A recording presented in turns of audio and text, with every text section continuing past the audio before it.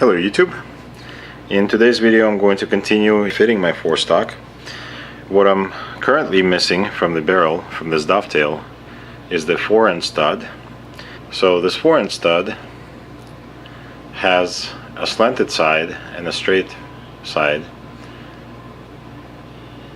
or tapered side rather. You can see that hopefully.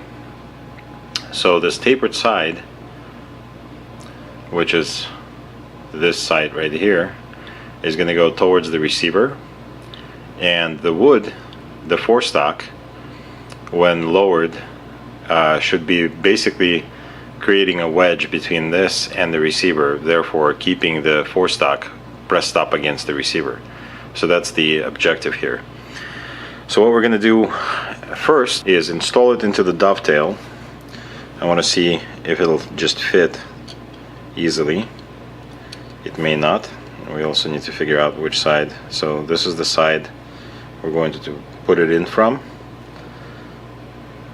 And there you go. Now I'm going to use a punch and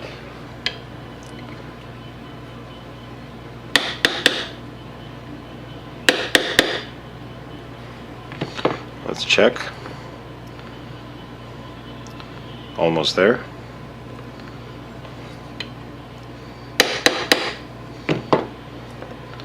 Check again. That seems pretty centered to me. So now I'm going to take my forestock and I'm going to check if I can even put this thing in this inletting that already exists. Right now it seems like it's going to fit quite nicely. I may actually be pressed up against it, but I think the corners may interfere, but we'll see. So let's go ahead and try putting our forestock back in.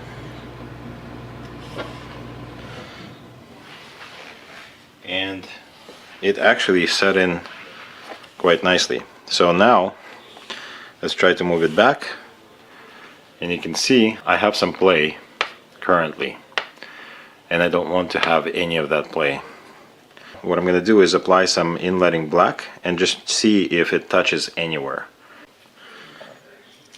Alright, I got my inletting black.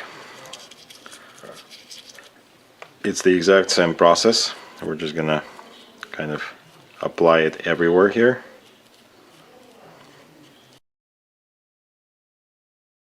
Now let's go ahead and carefully position the stock over the receiver and then lower it, and then just as carefully lift it and check.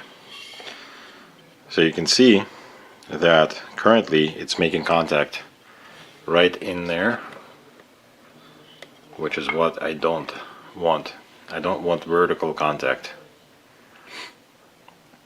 So I'm going to use one of my gouges here and just scrape.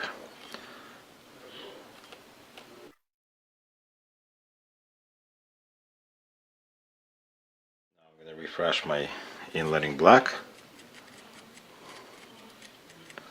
And let's check again if we're making contact. So once again I'm going to position the forestock over the receiver. I'm going to try to lower it without making contact. Press it down and then lift it carefully and away.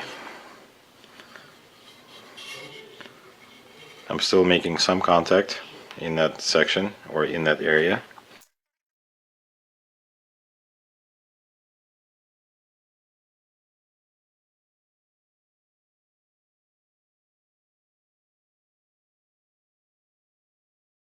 Not making contact in that area anymore. First I'm going to clean all of the inletting black. I like to use the gun scrubber.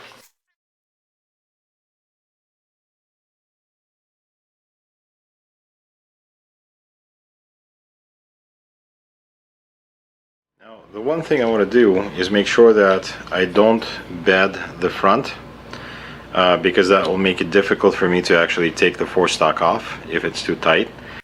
Alright, so what I'm doing here is building up the forward portion of the forearm stud, just so that it doesn't get filled with resin. Why? Because when I remove the forestock, I need space to be ahead of this stud. So in order for me to remove it, or to be able to remove it.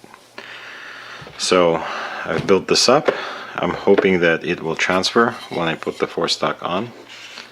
So let's see what happens here.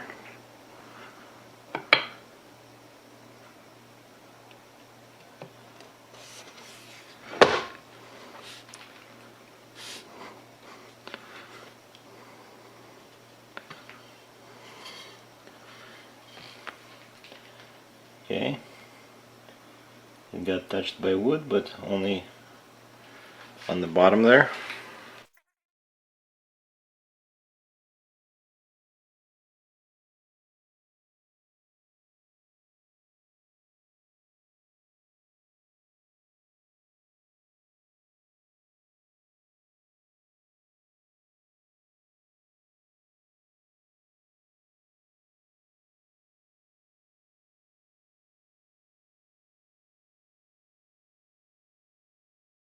So now I'm going to actually use that wet release agent, which is this thing. I'm just going to soak my pad a little bit, and then I'm going to use a patch and kind of just make sure that everything is nice and damp, and then we're going to dab it on.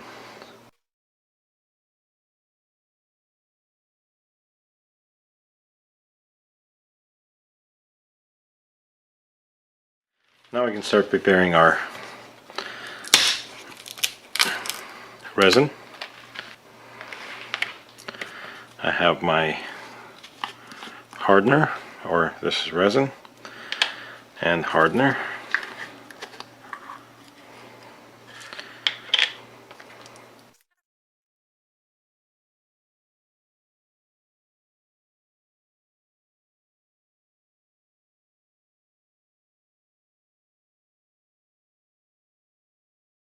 This time I'm not going to color it at all, because this is inside the stock. No one will see this area.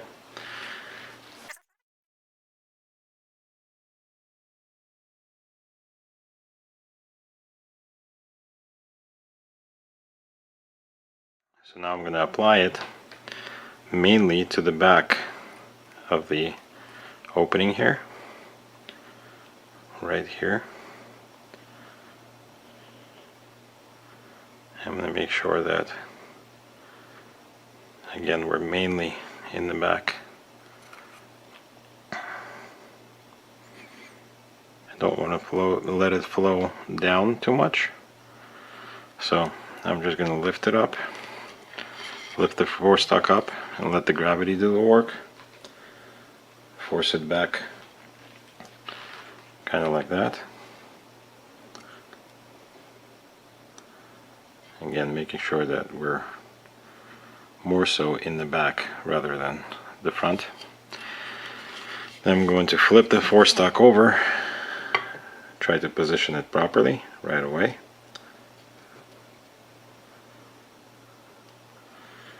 And lower it into place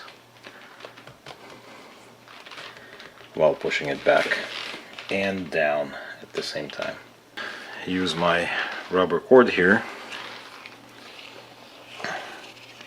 and kind of tie the forestock down to the barrel, just in this one area, just to make sure it's nice and tight against the barrel. I'll also verify that it's nice and tight at the back, and then I'm going to flip the rifle over to make sure that it's actually sitting on the forestock. I'm going to just kind of set it down like that. Again, double check that everything is positioned correctly, and I'm going to let it rest. So it's been about 8 hours.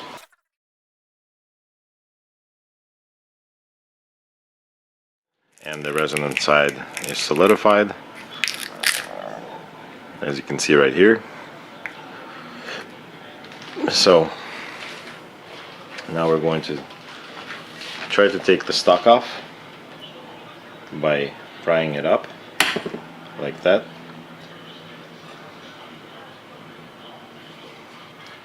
Let's take a look. It looks like we got a nice good imprint. Let me show you real quick. Alright, I've cleaned it up a little more. Let's check if the forestock now will sit correctly.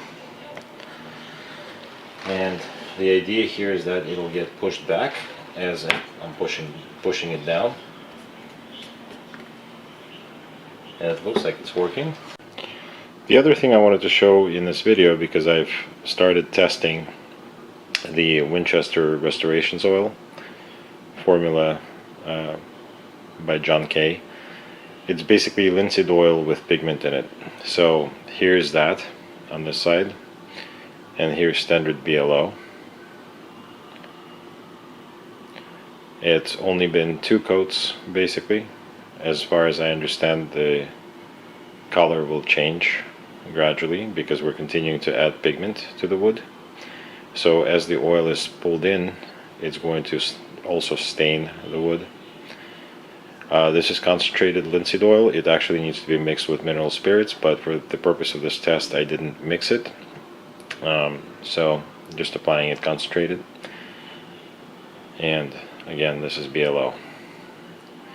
It's kind of hard to tell in this lighting, but there seems to be a difference in color.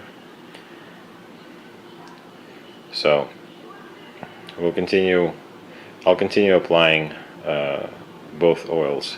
The reason why I left this side open is because I'm still going to try to find the Tapaderas, or I don't know how, I don't know if I'm pronouncing it correctly, the red Winchester stain, and try it again on this handguard. This is my sacrificial handguard that came with the stock set.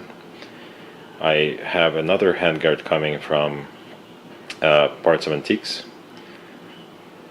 So just wanted to show you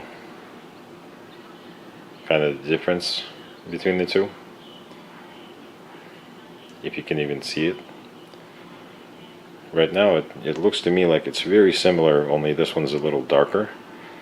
The Winchester Restorations Oil should be a red-brown, although I don't see any red, more just brown.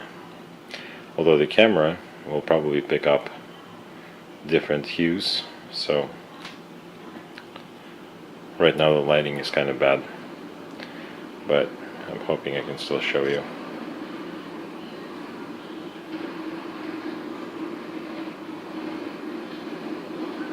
Maybe we can see a difference.